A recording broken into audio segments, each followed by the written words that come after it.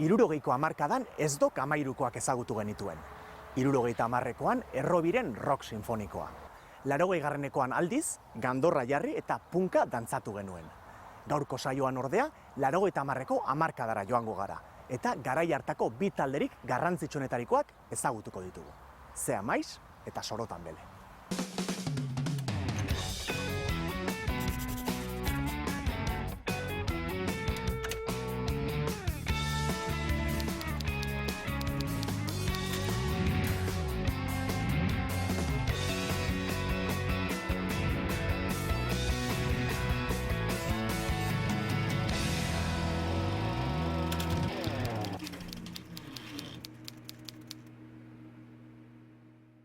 Hemen, Bilboko Errekalde auzoan sortu zen Zea Maiz 1987an.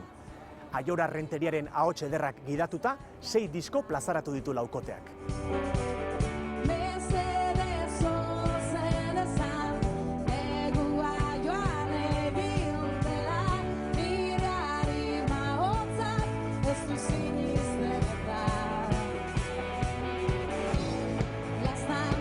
Iruditzen zait, momentu honetan, seguruen euskal musikan dagoen ahots onena espada izango dela Aiora Renteriarena.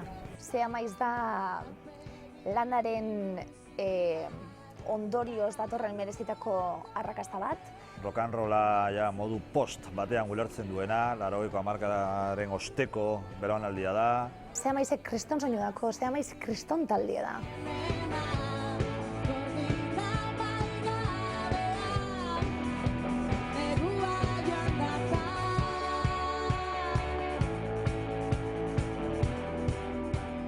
Bilboko Errekalde auzoan sortu zen Zea Maiz taldea 1987 urtean. Rock talde indartsu hau, Aiora Renteriaren ahotsarekin batera, Asier Basabek, Ruben Gonzalezek eta Iñaki Imazek osatzen dute. Laukoteak 1988an atera zuen lehen diskoa Euskadi Gaztea maketa lehiaketa irabazi ostean. Beste 5 disko etorri ziren gerora, eta arrakasta azken diskoarekin, Era izenekoarekin lortu zuten. Negua joan data eta Kukutza 3 kantuei esker. Gutxi barru kaleratuko du taldeak azken estudioko lana. Zea Maiz da izenekoa.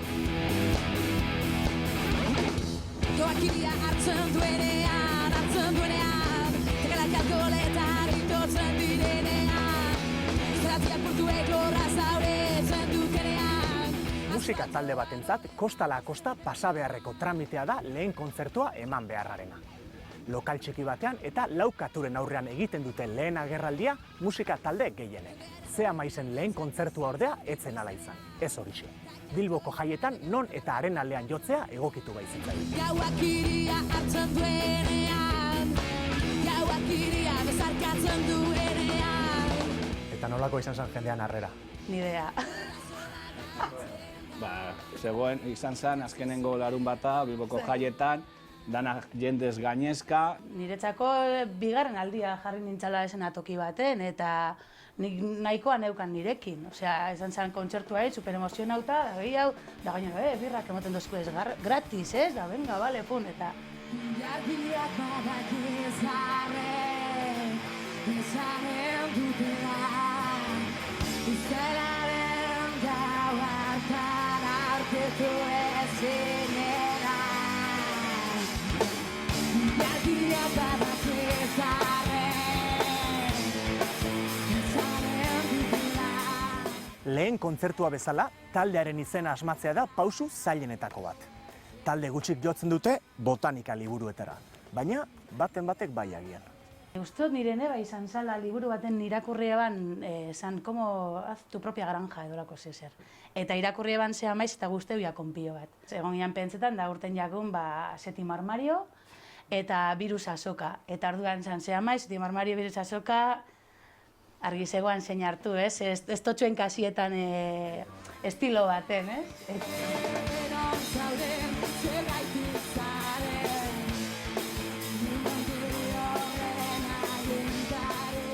Errekaldeko Artasoroetatik Hondarribiako Belezoroetara etorri gara. Hemen sortu baitzen 80ko hamarkadaren hasieran, euskal musikak inoiz izan duen folk talderik arrakastatsuena, Sorotan Bele. Mikel Errazkin eta konpainiak txirularen doinuaz Euskal Herri osoa dantzan jarri zuten, eta nola gainera. Haien kantak entzun eta ea norden gai oinak geldirik uzteko.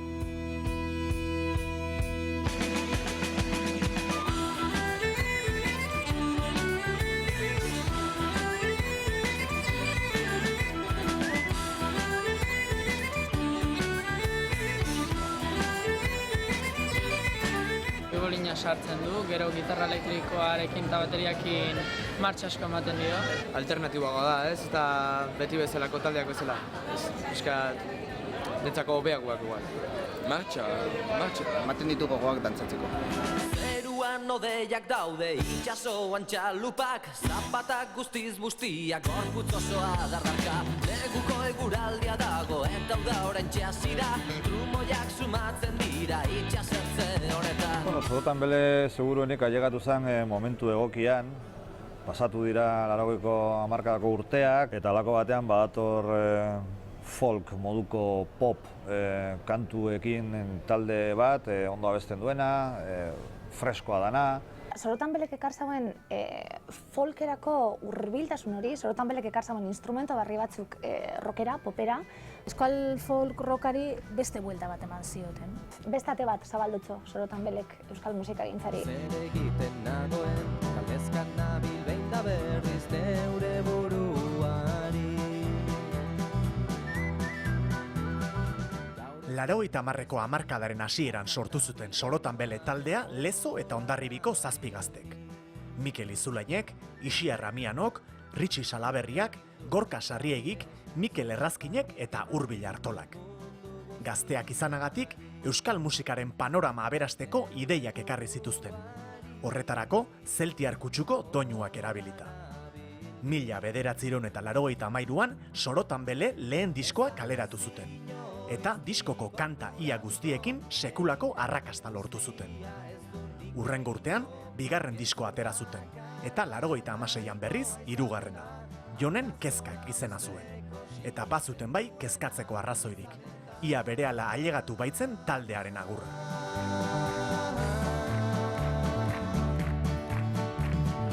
Neukeraman behar izan nuen, gurutzearen zama bizkar gainean. Hondarrabi eta Lezoko gazteak ginen. Eta hasieran, juntatu zinaten uste uziala Gorka, Urbil, Mikel, Hondarrabiko hiruak. Gero Mikel Errazkinek ikasten zuen Mikel Izulain, nire lehengusua, eta nirekin. Batea, gu bila Lezokoa gea, hasi ginen jotzen bostak, sartu zen gero Ritxi, bajista. Eta hola grabatu genuen, gure lehenengo maketa, gu 6 grabatu genuen.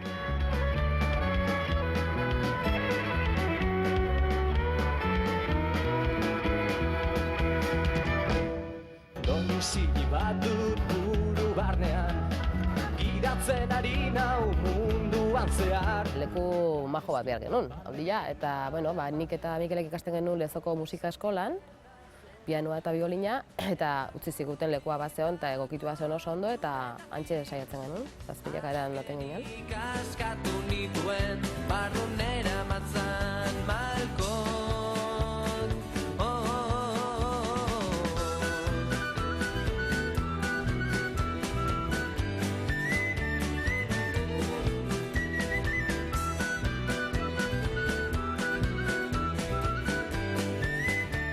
Hemen, nire atzean egiten zituzten entxeguak Sorotan Belekoek, baina gazteak izaki ona nork ekarri falta zuten. Eskerrak furgoneta txuriko laguna zeukaten, Gari Garaialde. Hark ekartzen zituen igandetan. Auskalo nola etortzen ziren, gazte garaian beti baita tenore delikatua igande goiza.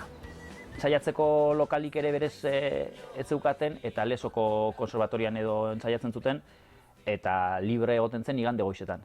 Toan igande goizetan joaten ginen, eta ez ni bakarrik denok gau pasaz edo erdi gau pasaz behin bainotan joandakoak era bai. Zuzara orduan furgoneta txuria daukan Gari ospetsua. Bai, ni furgoneta txuria zeukan Garien. Ospetsua ez dakit baino Garia naiz. Ni furgoneta bat daukat, furgoneta txuria, Gariren furgoneta txuria, eta kirika. Eta, bai naiz furgonetakin aurrera eta atzera, eta berandu pein bakarrik iritsi naiz. Joan den igandean.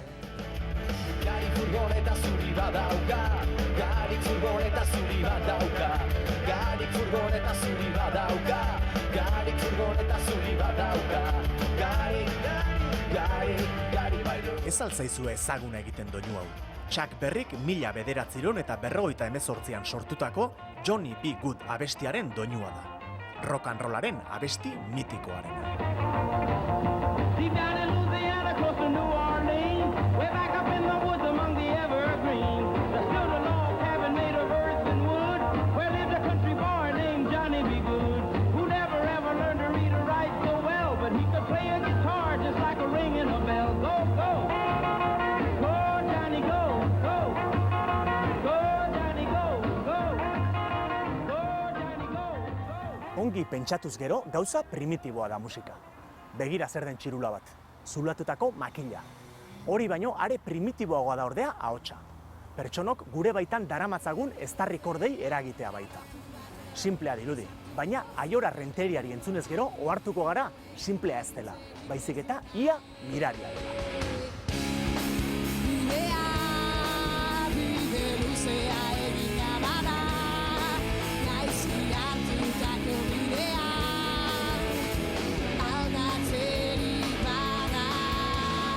Jende askok esango zizun, zure ahotsak ez du indiferente inor usten, uste duzue, zuen arrakastaren gakoetako bat dela. Seguru. Maketa grabatu genuenean, normalean ensaiatzen genuen juego de voces barik, bakarrik izan zen bajuaren amplifikadorea, eta handik beste irteera batetik ahotsa be bai. Eta jote, ondo sonatzen da, politxo. Eta batean grabatzerakoan eta lehenengo entzunaldian, eta ostia, baina zelako ahotsa. Eta, claro, handik aurrera, ondo zaindu eta...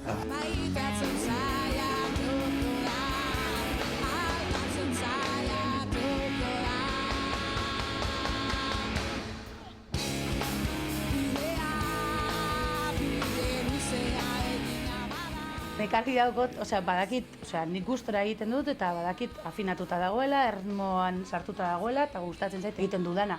Baina azken baten, segun norekin zauden, gauza batzuk irtetzen dira edo ez. Argi dago, nik nire ahotsarekin egin nahikela onarte.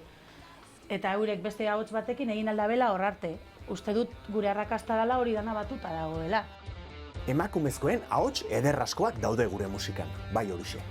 Eta horixe jaso nahi izan zuen Fermin Muguruzak Zuloak dokumentalean. Emakumezkoen musika bizirik dagoela alegia. Nire aldameneko neska hauek izan ziren filma hartako protagonistak. Zuloak taldekoak hain zuzen. Baina, ze amaizeko Aiora ere bertan agertu zen.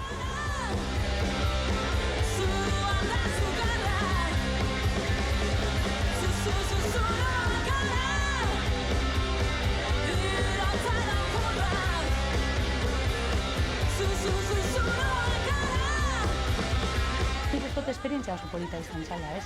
Eta erakusten duela, pilo bat emakume gaudela azken baten lanean eta esenatoki gainean, ez? Eta, baita atzean ere, ez? Teknikari moduan eta beste gauzetan, ez? Heltzen da momentu bat, egiten duzula klik bat, eta ikusten duzunean dana, normal doala, badago zara bat.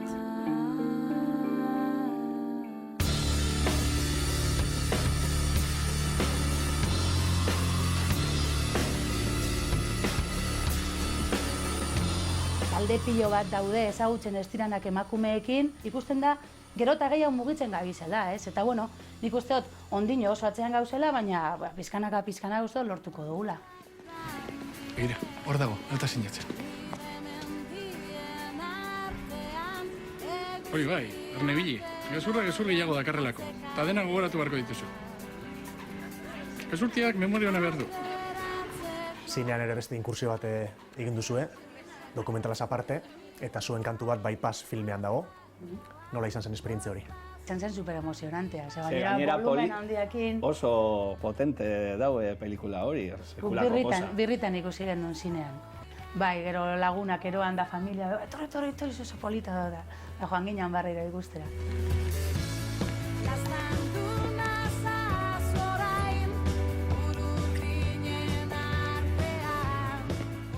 zinemaren oroitzapen onak dauzkate Zea Maisekoek. Baina seguruenik are eta gozoagoak izango dira haientzat irratitik datozkien oroitzapenak.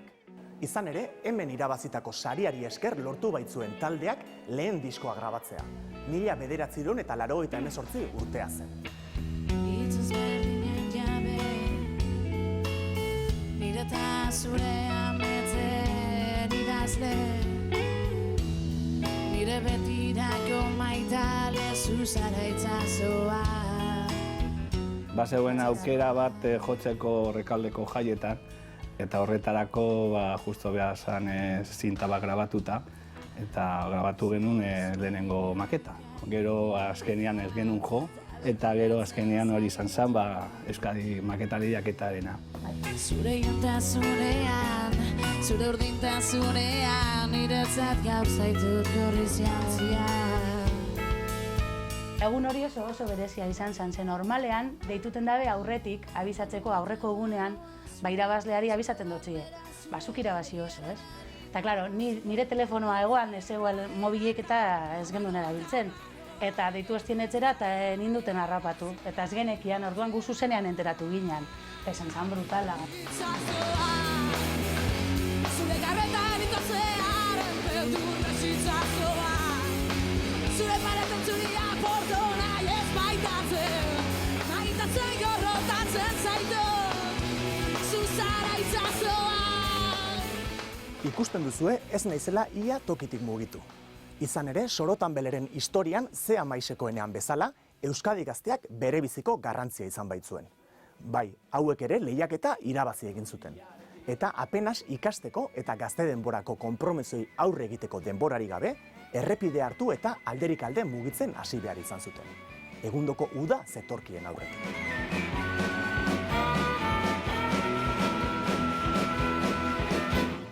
Zero grisiak gaude gaur murgildurik, zuaitzen ostoak gorriz jantzirik. Grabatu genuen Txomin Artolakin. Beak bazun mai analogiko bat, gainera zen. Eta esan zigun, sei abestiak, dituzuten sei abestiak grabatu nahi bat dituzute, etorri nire etxea eta ingo dugu da, bueno. Eta hori hasi ginen tabernatan eta banatzen. Musika ditu ez osaturiko epaimaiak 500.000 pesetako saria ematea erabaki du Sorotanbele talde Gipuzkoarrari. Nire esker bularrak eskatzen dit, oio egizu, azkenean bake. Eta zergatik uste duzu gari lortu zuten arrakasta? Arrakastana beti izaten da zaila jakitea zergatik lortu den, baina momentuan fresko edo sonatzen zuen zerbait izan zen, egia da musika gehiena igual hemen gogortxoa edo zela. Mikel Errazkinek asko beak zelta kutsuko musika asko entzuten zuen, azkenean horrek eman zuen, bestiak bai entzutea, guk ere azkenean beste gauzak entzutea eta gure musikak ikutxo hori okitzea, bai. Arrazoietako bat, gure arrakastan arrazoietako bat zerbait ezberdin egin dugula.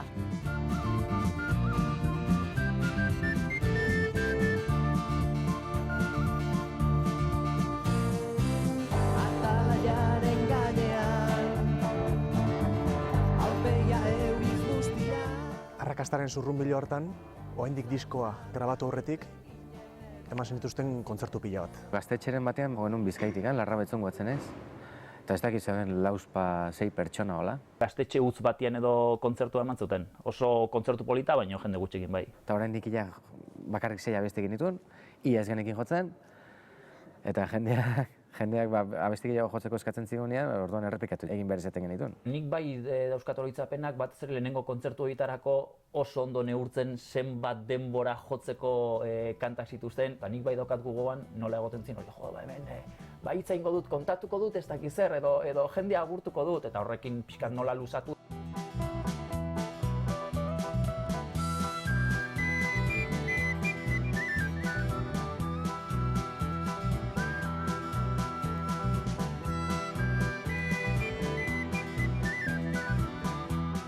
Nik behintzat lehenuo, letra egin baino lehenuo doinua egiten dut eta gero doinua nola egin duen arabera, orduan letra ateratzen dut.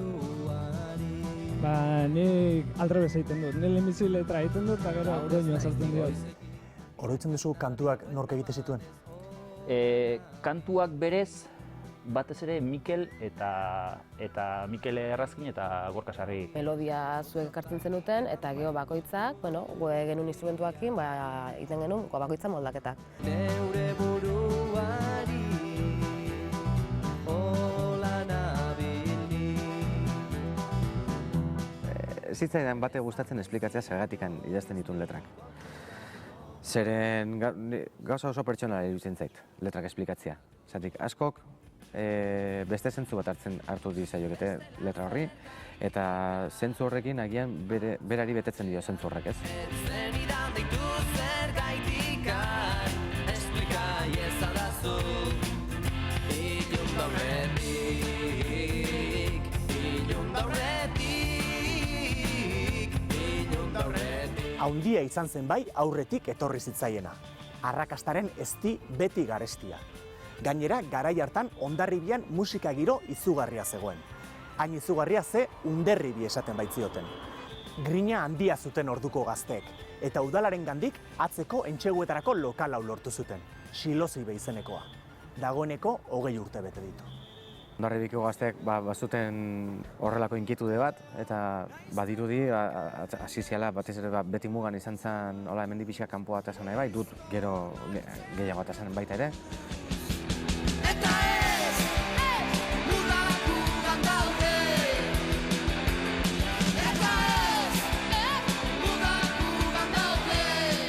Laurogeita hamarreko hamarkadaren hasieran, Underribi fenomenoak gogor jo zuen Hondarribia herrian.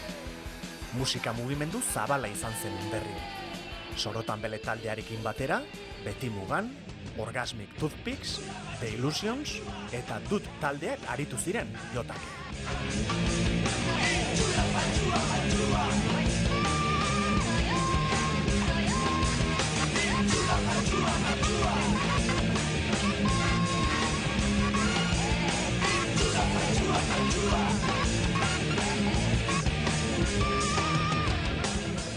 Orube honetan zegoen Kukutza 3.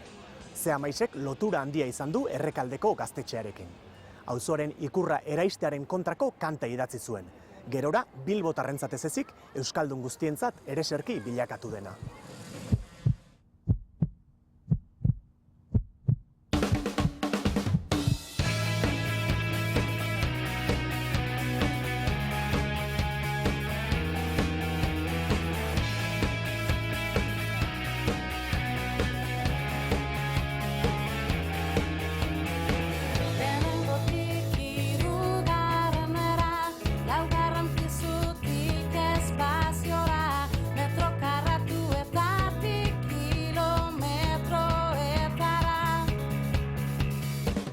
Azken baten naiz eta honek bihar Rekaldekoak izan, azken baten dana gara Rekaldetar pizkatxu bat oin momentuan.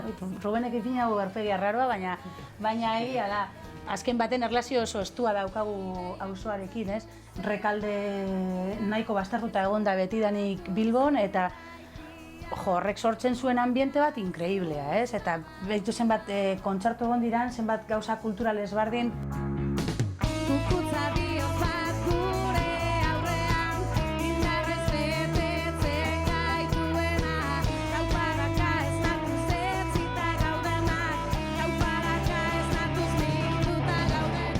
Abestia esan ospatzeko Kukutzak 10 urte egiten zituela. Osea, esan gero beste gauza bat, abesti bat ospatzeko 10 urte eta... Baina da... Atitulo postumo ez da. Ez, hori da.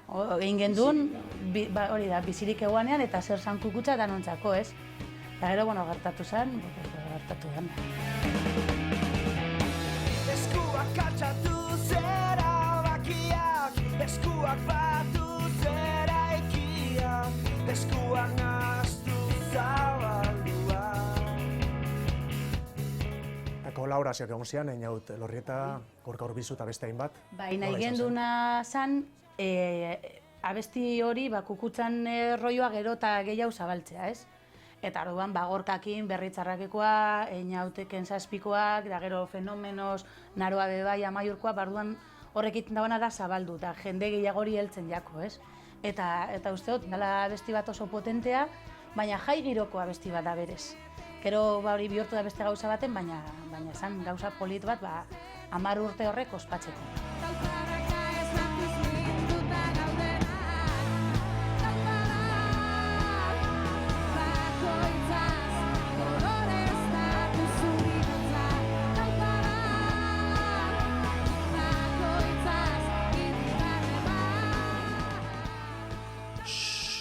epaiketa hasiko da. Han aurrean, 1888 sumarioan auzipetutako 52 lagunak daude. Eta entzuten ari zareten musika, Zea Maisek egin zuen epaiketa salatzeko. Maialen Lujanbio bertsolariaren hitzekin hain zuzen. Madrilen ez dakigu, baina Euskal Herrian asko entzun da kantu hau. Gaua utzi du ostiko batek, taloak izo, ta gizonak zai. Zuaitza errotik atera naute, beldurrez zintzo, ni baitan deslai. Eta gugon ginen nahiko urduri, ze, nik be oso berezianaz, eta nik kantatzen ditu normalean, nik indako letrak edo ezagututako abestianak, eta nahiko enparanoia hauta, ez? Badausitz batzuk nik normalean ez ditudanak erabiltzen, eta, arraro iten jatan. Aldu zanean Maialenen letra, esan gendu, ez da txupau, ez? Letra da brutalidade bat. Auto argi, atzaz niri zo, antza nire zai. Astero, ostera, astera. Astero, ostera, astera.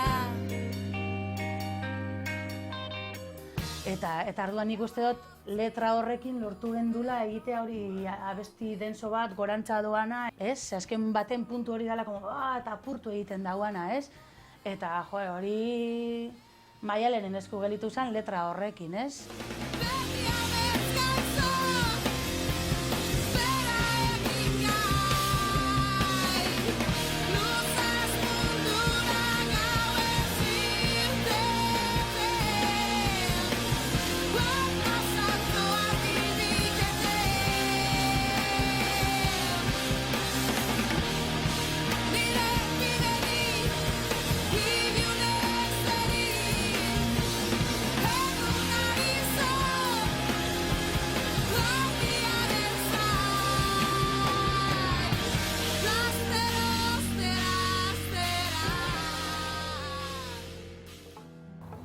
Beti esaten da naturan ez dagoela isiltasunik. Beti entzuten dela piztiaren bat edo besterik ezean ostuen igurtzia. Baina Hondarribiako soroetan nahi duenak Mikel Errazkinen Txilibitua entzun dezake. 2008an zendu zen Hondarribiar musikari bikaina, baina bere musikak irauten du. Buruan idea pila bat zituen mutil bat zen, oso argi zuena, ez dut esango noraino iritsi nahi zuen, baina bai urruti iritsi nahi zuela, zerbait egin nahi zuela oso argi zuen mutil bat zen. Nik uste dut beak, guri bentsat beak gertzizik, beak zen bertan bera etzun ezer usten. Beti norbaitek izan behar du lider. Berak argi zeukan bizitzan zer nahi zuen, aurrean musikaz bizi nahi zuen.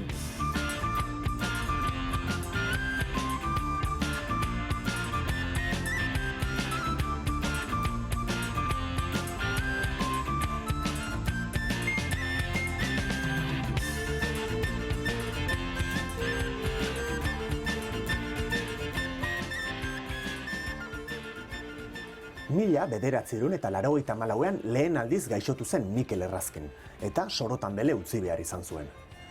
Gertakari harkordea musikariaren grina areagotu zuen, eta naiz elbarriturik bakarkako ibilbideari ekin zion eta Irusta disketxea sortu zuen.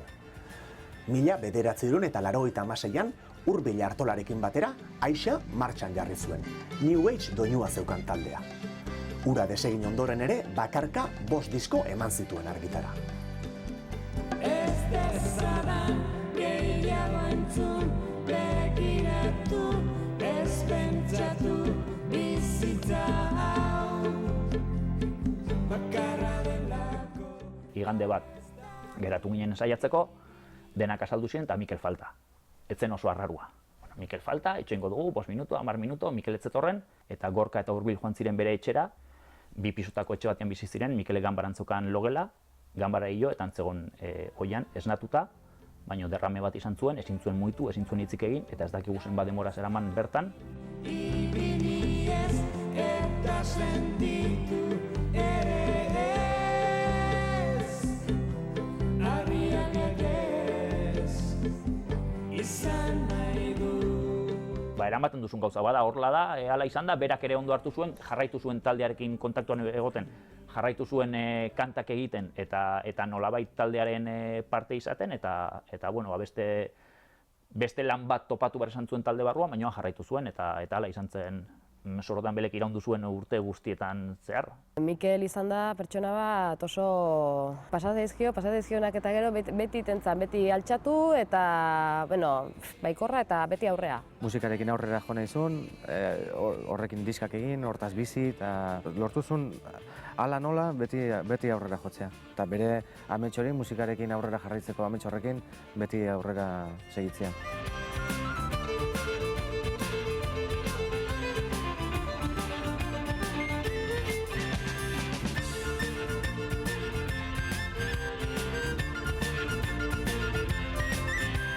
Ez zuen bizimodu erraza izan Mikelek 94. urteaz geroztik. Eta zailtasun hark inspiratuta, Sorotan Beleren bigarren diskoko kantu ederrenetako bat idatzi zuen. Eta alaitasunik galdu gabe.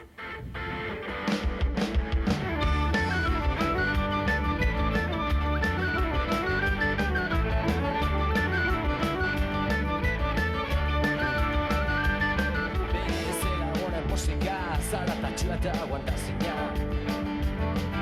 Txakurra zankadabil, noizbait isilduko da. Telefonaren txirriak, goizero esnatzen dau. Mikel beti, igual gu minon sakonagoa izan zen letraketa egiteko garaian, igual pentsatzen du bestia minon eta horrek badaka bai beste... Bizitzan bere eukizun zailtasunekin eta pixka bat horri buruz uste dut hitz egin nahi zuela berak. Gaia bat edango nuke, baina medikoa galera zirik. Itxasoaren zabelean bizi nahiko nuke. Zein-zeinatiko polkarrola bizitzak hartzela da, tabernon preso gaude. Eta bai zen gure estiloa agerki definitzen zuen garai hortan behintzat abestia, Zein-zeinatiko folk and rolla. Bai, eta baita abesti oso alaia zen, bai. Eta horregatik ere eukizun bigarren diskoan beak eukizun agian protagonismorik handiena, handienetarikoa bintzat.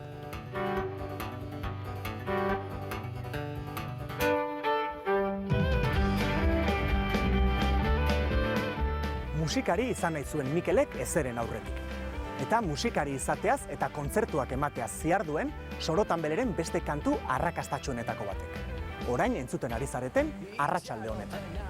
Kantua ordea ez zuen Mikelek sortu, Gorka Sarriegi baizik. Zekotan geldionen aurrean, hemendik ateratzeko kanta berri bat on bat.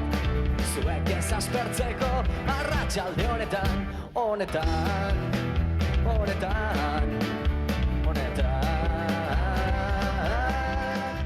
Normalian etxeko lanak egin behar izaten ditun, ikasketetakoak, eta hori baino lehenu nire ihespideak gitarra hartzea esan. Eta akorde batzuk jotzea, eta halako batian akorde sekuentzi bati, melodia bat itxatxi nion, eta horrela sortu zen, beste hainbat eta hainbat abesti bezala. Abesti honek zehazki etzekan letrarik orduan.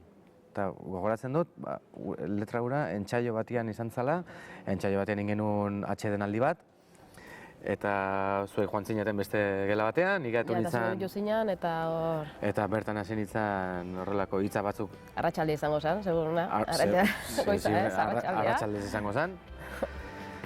Eta horrelako letra, inolako sakontasunik gabeko letra bat atea zen, eta ura geratu zen. Laupa bost akorde jota, gitar zarronekin, dantzatzeko doinua ez du besterik. Bi laguneko kuadrilla, izerdi patxetan, nahiko izango dira, Arratsalde honetan.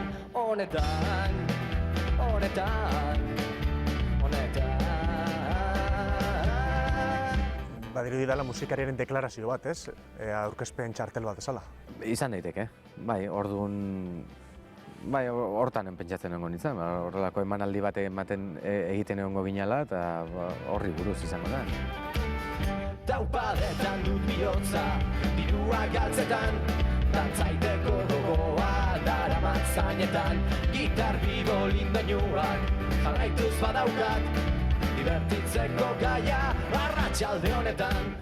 Eta pentsatu zenuten, gerora izango zuen arrakasta, izango zuenik?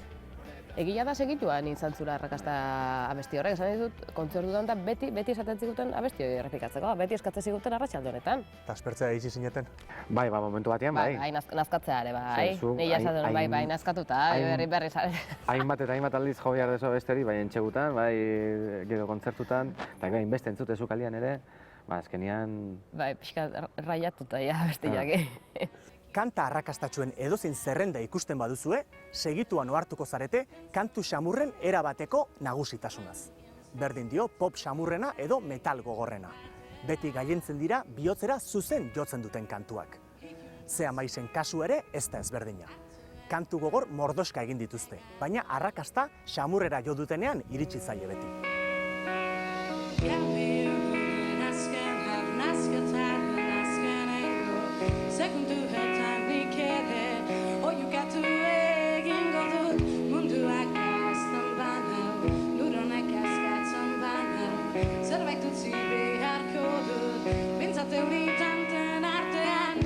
Talde rockeroa zarete, baina kantu xamurrekin izan duzu arrakasta handia.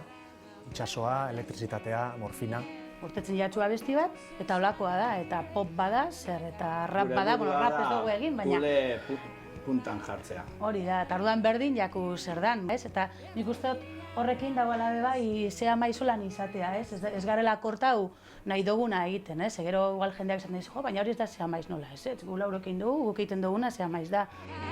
Nire gorputzak eskatzen dizkidan arteak urtuetara, bada ez bada banoa, egak ez bada enoa, zeruak eskaintzen dira nabil begira, bada ez bada banoa. Gozada bat da gainera, zuk egindako zerbait horrela ateratzea, jendean aurrean, jendeak kantatzea, ez? Jo egiten dutzu, ez dakit, sentsazio brutalak dira, ez? Zer daukate aman komunean Dekiur taldeak eta Zea Maisek? Ongi pentsatu. Nire aldameneko gizon hau, Dave Allen.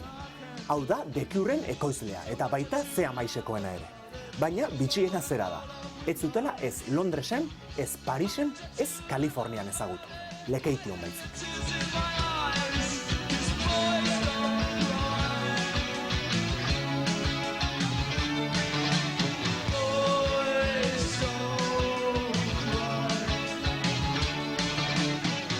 Egon ginen Lekeitioko jaietan jotzen, eta bera zegoen oporretan antxe lagun bategaz. Eta justo kontzertuaren ostean etorri zitzaigun, eta ez dakiz zer, eta handik egin genuen apurbet harremana. Eta orduan guretzako izan da esperientzia izugarria, gero Londresera joan gara nahasketak egitera berarekin, berak egin ditu nahasketak, eta Londresen masterizatu, eta flipauta gauz. Iaia amets bat lortua. Da izena dauko, Zea Maiz da. Guretzako diskazo bat da. Bai. Bueno, beti izan dira gure disko guztiak diskazoa guretzako, ez? Baina hori normala da. Jonek kezkak baditu, ea lagunekin bat datorren, aste burutan irteten, saiatuz bere penak gordetzen. Behin baino gehiagotan galdetuko zioten Sorotan Belekoek beren buruari, noiz eta zergatik iritsi ote zen beherakada. Geuk ere galdetuko diegu, ea erantzunik topatu ote dut. Gure garaia pasazelako, ez dakit izan zen boom bat, hola izaten dira, boom, eta gero ja... Musikak, orain, denborakin ikusita, agian hasierako freskotasun hori galdu intzone bai. Gehiago ikasten zuen enean galtzen jutentzea freskotasun hori, agian. Bueno, egia da guk ingenula, guk nahi genuna. Hoxe, guk konten ginen ingenunakin, hori bai. Baina gero jeneren aurrean ez zuen olako arrakastik izan. Askok ez dakitela hirugarren diskoa dakagun ikane. Ez dakit nik gainbera esan daiteken. Hirugarren diskoa ere nahiko ondo saldu zen. Beste gauza bada, lehenengo diskoaren maila mantentzea oso zaila dela. Atera eta berehala desegin egin ziren, eta alare asko saldu zen disko bat zen, inolako promoziorik egin gabe eta kontzerturik eman gabe, ez dakit 5.000, 6.000 ale saldu zen disko bat izan zen. Jendearen eritziei, jadanik ez diarreta ipintzen. dena etorri zitzaigun, nina etorri zitzaigun. Ez genuen, bai, gu jotziakin taldian abestiak atera eta jotziakin ekoa zen. Hirugarren diskoa eta ikusita jendearen harrera ere oso desberdina, oso asko gutxiko izan zela, horrek guratetik suposatuko luke beste esfortzu handiago bat. Orain arte, ordu arte egindakoa minon gehiago. Eta batzuk ez ginen hori emateko prest, beste batzuk bai, eta orduan ikusi zen denak batean ezin nola ezintzan jun, eta argi genuen denak batea ez bali maginen sorotan bele, etzela izango sorotan bele. Hori argi genuen beti, bai. Musikarloan bertan ere bakoitzak batzeukan bere asmoa, denak ez genuen asmo bera. Batzuk zertxo bai serioago hartu nahi zuten gauza, beste batzuk ez. Eta orduan hortxe gelditu zen. Eta zergatik desegin zen taldea? Hori beraiek jakingo dute, ni gidaria besterik ez naiz, edo ez nintzen. Itxaroten ari gera, arratzalde honetan, zerbait aurkeztekotan, jende honen aurrean, hemendik ateratzeko, kanta berri bat on bat, zuek ez aspertzeko arratzalde honetan.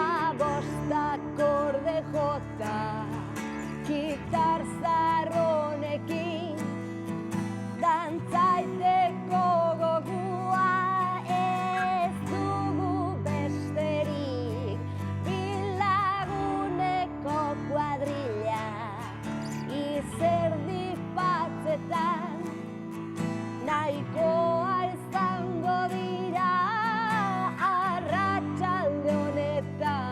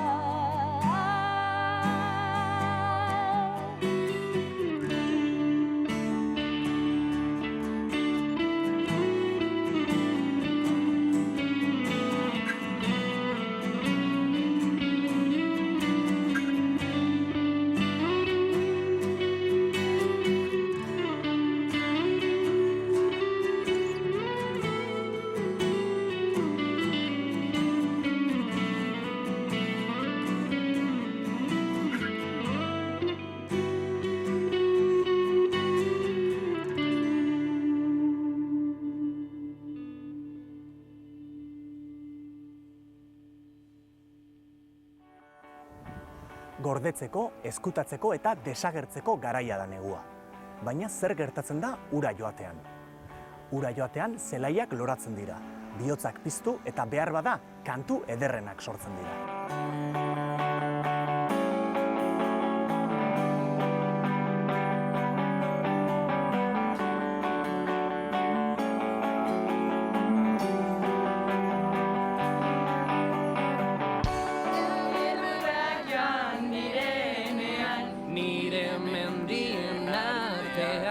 Eguzkiaten loian atzekaldean da.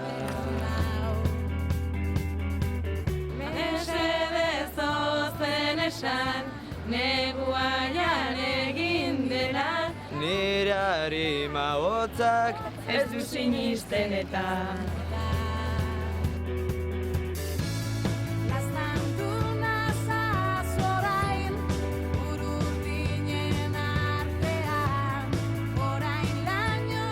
Abesti horrek zabaldu dau pilo bat gauza ezberdin, esperientzia ezberdinak. Izan da, zubi bat, ailegatzeko jende gehiagoaren. Eta zabaldu dozkuz hori, ate pilo bat, gauza ezberdinetara, pelikulatan egotera, eta bueno, emozionantea, gurea dan zerbait.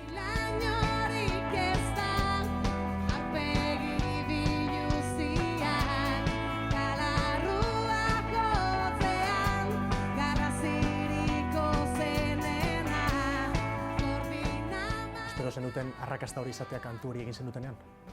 Nik uste dut hainbesterako ez.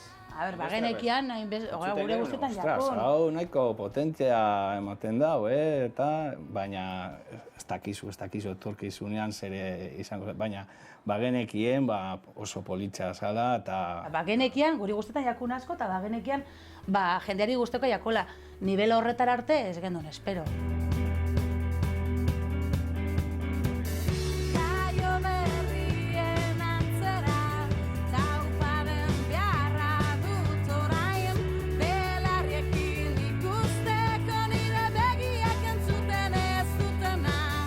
Bideoklipa baino lehen, zabaldu zen abestia eta sekulako arrakasta, eta ez dakiz zer.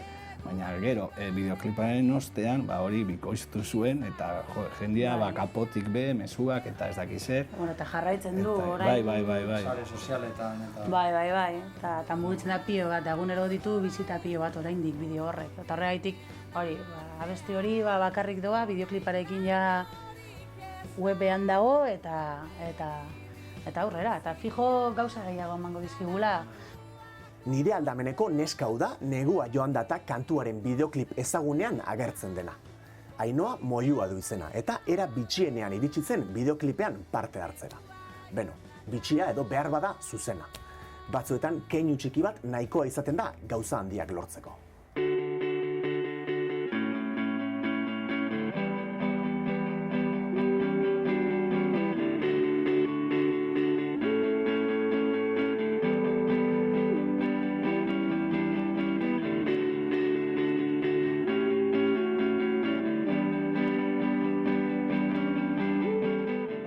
Zein hizkuntzako interpretea naizen, eta kotxen asko ibili izan naizen beti Euskal Herri guztitik, beti beraiek lagundu izan diate bide guztietan.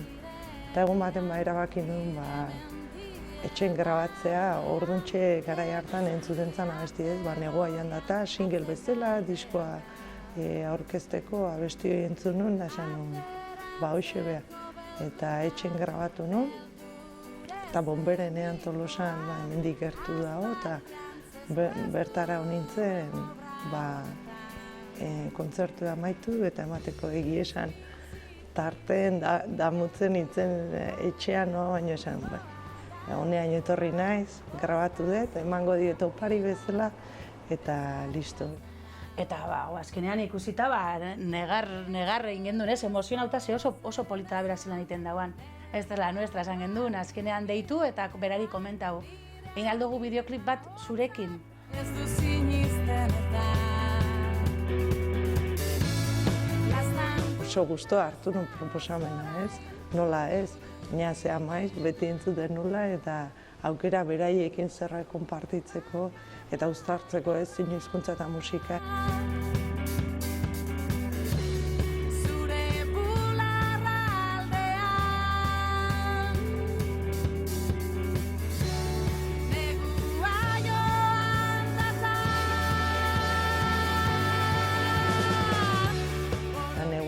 Egiten dizu erakarri, eusten dizu eta ez dizu askatzen.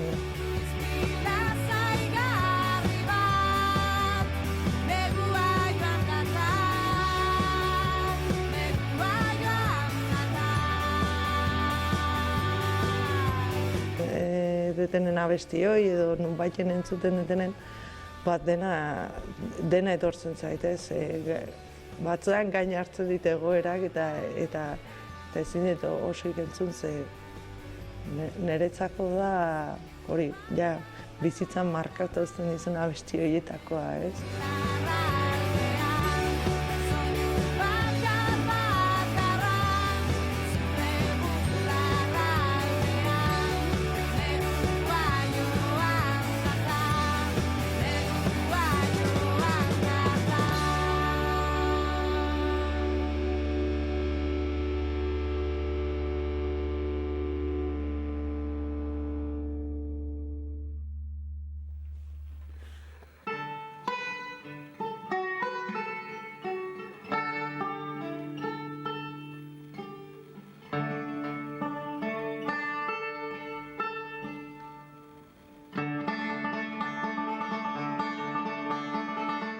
beldurrak joan direnian, nire mendien ardian, eguzkia teloian atzekaldean da.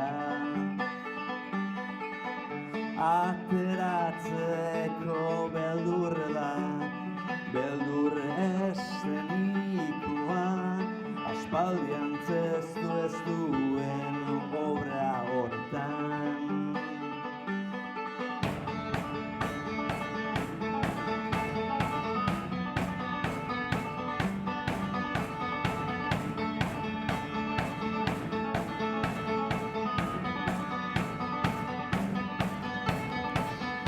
Izpi txikiren bat agertuz doa gaurkoan, postasun handi batek besarkatzen nau. Mesedez ozen esan, negua joan egin dela, nere harimak hortzak ez du sinisten eta. Laztandu nazazu orain, ururdinen ardian, orain lainorik ez da, aurpegi biluziak, talarrua jotzian, garrasiriko zenena, gordina maigabia, negua joan da.